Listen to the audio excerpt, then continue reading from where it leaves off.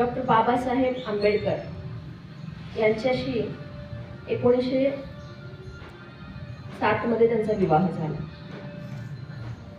तेव्हा बालविवाहाची प्रथा रुजू होती, चालू होती, परंपरा ती चालू होती। रमाबाई अवघ्या 9 वर्षाच्या होत्या आणि डॉक्टर बाबासाहेब आंबेडकर हे 14 वर्षांचे होते। बाबासाहेबांचं शिक्षणावरील प्रेम पाहून, अभ्यासावरील प्रेम पाहून, त्यांचा गाढा अभ्यास पाहून रमाबाई अगदी त्यांच्या प्रेमात पडल्या। अरे एवढा अभ्यास कोणी करू शकतं का? मग ते तेव्हापासूनच त्यांना साहेब म्हणू लागले। आणि डॉक्टर बाबासाहेब आंबेडकर त्यांच्या पत्नीला रमा न म्हणता रामू म्हणायचे। म्हणजे आपण आपलं जसं एक पिंकी चिंकी असं नाव असतं तसं रमाबाईंचं नाव त्यांनी रामू असं लाडाने ठेवलं होतं। आणि त्यांचा एवढा विश्वास होता रमाईवर की रमाई कुठल्याच गोष्टीला कमी पडणार नाही, कुठल्याही गोष्टीला मागे पडणार नाही, कारण त्यांचं बालपणच अवघं दुःखमय होतं, हलाखीच्या परिस्थितीमध्ये होतं। आणि म्हणून 18 तास डॉक्टर बाबासाहेब आंबेडकर अभ्यास करायचे। मग त्यांच्या अभ्यासामध्ये व्यत्यय येऊ नये, त्यांना अभ्यास करताना कोणताही त्रास होऊ नये, त्यामुळे जर का कोणी त्यांना भेटायला आलं तर रमाबाई तासनतास दरवाजाबाहेर उभ्या असायच्या। आणि जो कोणी येईल भेटण्यासाठी, सांगण्यासाठी, निरोप देण्यासाठी, त्यांना म्हणायच्या की डॉक्टर बाबासाहेब हे पुस्तकांच्या गोतावळ्यामध्ये अडकलेले आहेत, ते अभ्यास करत आहेत आणि मी तुमचं निरोप जे काही असेल ते मी त्यांना नंतर सांगेन, पण आता तुम्ही त्यांना भेटू शकत नाही। आणि त्या डायरीमध्ये व्यवस्थित त्यांचं नाव नोंदवून घ्यायच्या, कामाचं स्वरूप नोंदवून घ्यायच्या आणि बाबासाहेब जेव्हा अभ्यासातून मोकळे होतील त्यावेळेला त्यांना त्या निरोप द्यायच्या। एवढी श्रद्धा, एवढी निष्ठा, एवढं प्रेम, एवढं सहकार्य, एवढी संयमी वृत्ती, एवढी सहनशीलता ही फक्त आणि फक्त रमाईसारख्या थोर दिव्यत्व प्रचिती असलेल्या माते समान स्त्रीमध्ये असू शकते।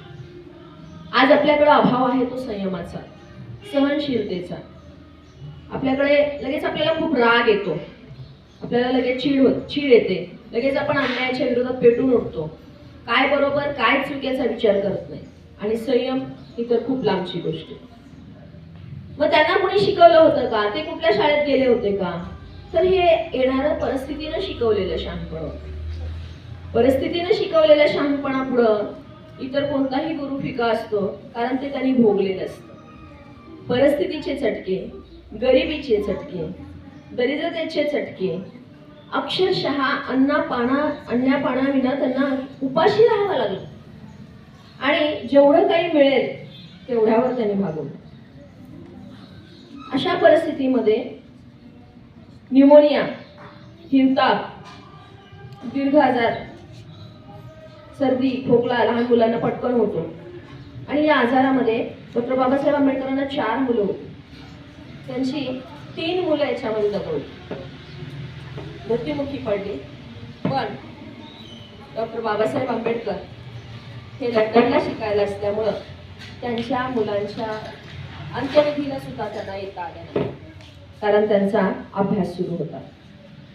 त्यांना बॅरिस्टर व्हायचं होतं, मोठं व्हायचं होतं, भारत देशातील गरीब, पीडित, दलित, दुःखी जनतेचं त्यांना कैवारी व्हायचं होतं।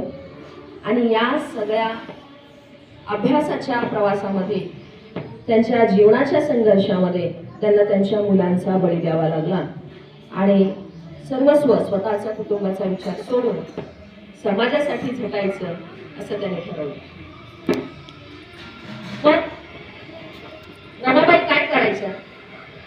अरे घर तर चालवलं तुम्ही, डॉक्टर बाबासाहेब आंबेडकर बाहेर शिकतात, पण घर तर चालवावं लागणार आहे। घर कसं चालवायचं? कोणी मागितलं तर देणार नाही ना, बॅरिस्टर साहेबांची बायको आहे आणि कसं काय तुम्ही मागता, असं लोक विचारणार। आणि यामुळं त्याने ठरवलं की लोकांना न दाखवता आपण कष्ट करायचं आणि आपल्या कुटुंबाचं पोट भरायचं।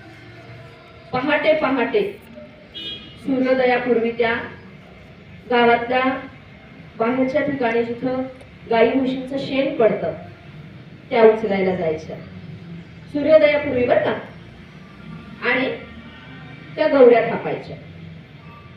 त्या गौऱ्या थापायच्या आणि सगळे रात्री झोपल्यानंतर रात्री 8च्या नंतर त्या गौऱ्या गोळा करायला जायच्या आणि त्या गौऱ्या विकून त्याने आपल्या मुलांचं आणि कुटुंबाचं पोट भरलं. पण त्या बघत होत्या की परिस्थिती किती बिकट आहे, पण त्यांनी डगमगले नाही. त्यांना साथ द्यायची होती बाबासाहेबांची. त्या डगमगल्या नाही, त्या घाबरल्या नाही. आणि अशा परिस्थितीमध्ये त्यांचे सासरे देखील म्हणजे भीमरावांचे वडील देखील निधन पावले आणि सर्वस्व पूर्णपणे कुटुंबाची जबाबदारी रमाईंवर आली. डॉक्टर बाबासाहेब बॅरिस्टर होऊन भारतामध्ये परत आले आणि ज्या वेळेला बाबासाहेब रथामधून भारतामध्ये त्यांची रथयात्रा निघाली, त्यांचं स्वागत झालं मोठं दिमाखामध्ये. त्यांची पहिली नजर पडली त्यांच्या रामूवर म्हणजेच आपल्या रमाईवर. ते म्हणाले, सगळे माझ्या स्वागतासाठी पुढे पुढे येत असताना रामू तू का ग कोपऱ्यात उभी? तुझ्यामुळे तर मी हे यश मिळवू शकलोय.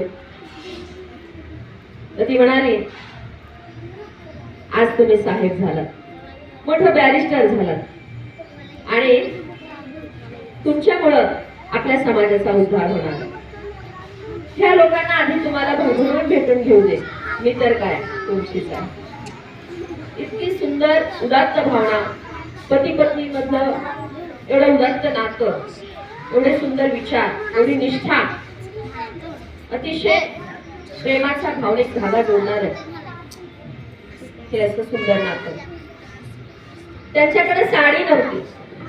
बाबासाहेबांचा सत्कार करायला किंवा त्यांच्या स्वागतासाठी हजर राहायला त्यांच्याकडे छानशी देखणी अशी साडी नव्हती. मग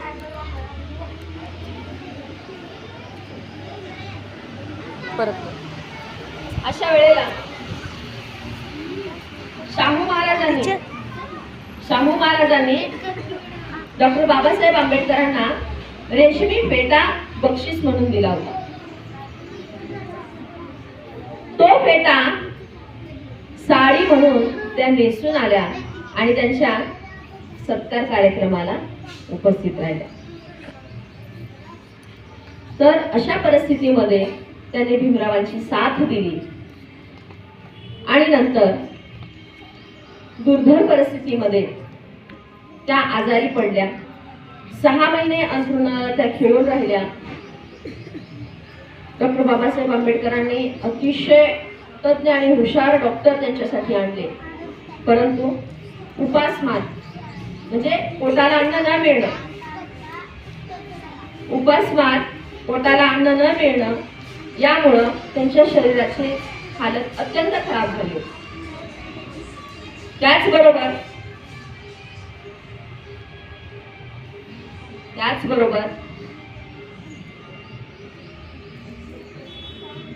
त्यांच्या मुलांच्या जाण्याचं दुःख त्यांच्या जिव्हारी लागलं होतं. आई वडिलांचं लहानपणी जाणं त्याचं दुःख त्यांच्या मनाला लागलं होतं.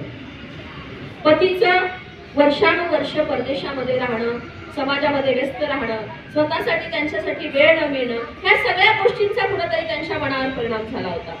आणि म्हणून त्या आतल्या आत पुढत होत्या, त्रासून गेल्या होत्या की बाबा आपल्या वाट्याला किती दुःख आलंय.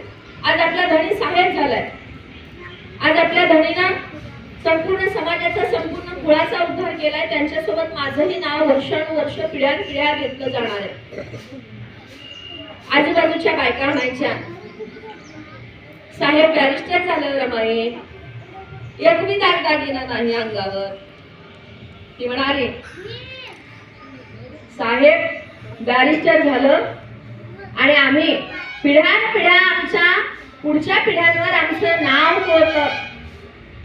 असू देत माझ्या गळ्यात काळे म्हणून, मला नको दागदागिना, कारण त्यांच्यासोबत माझी सुद्धा जयंती पिढ्यानपिढ्या साजरी केली जाणार आहे. तसं तुम्हाला कोणी उद्या लक्षात ठेवणार आहे का?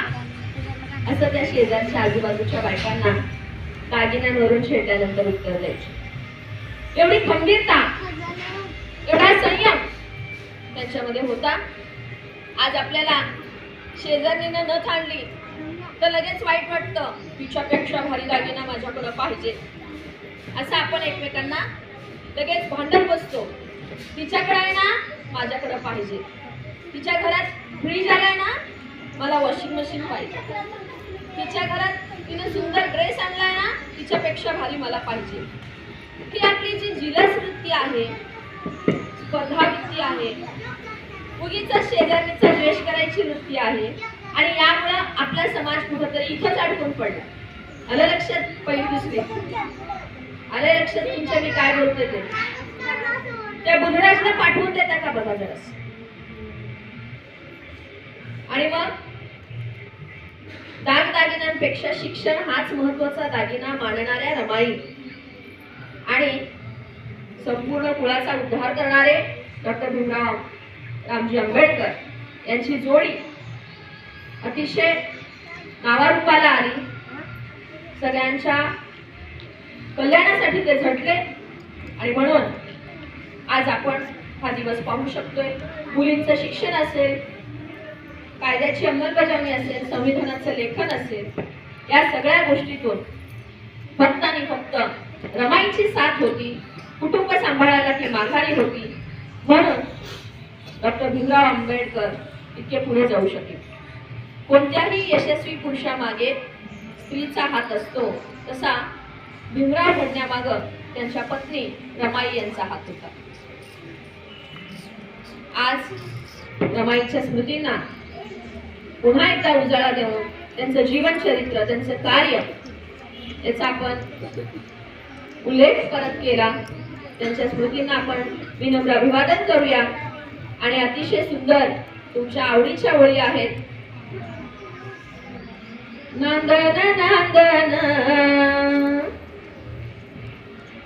जसं रमाचं नांदन, नांदन नांदन जसं रमाचं नांदन, भीमाच्या संसारी होत टिपूर चांदन, भीमाच्या संसारी होत टिपूर चांदन, नांदन नांदन जसं रमाचं नांदन, नांदन नांदन जसं रमाचं नांदन, भीमाच्या संसारी होत टिपूर चांदन, भीमाच्या संसारी होत टिपूर चांदन, भीमाच्या संसारी होत टिपूर चांदन. रमाईच्या स्मृतींना विनम्र अभिवादन करून मी इथे थांबते. धन्यवाद.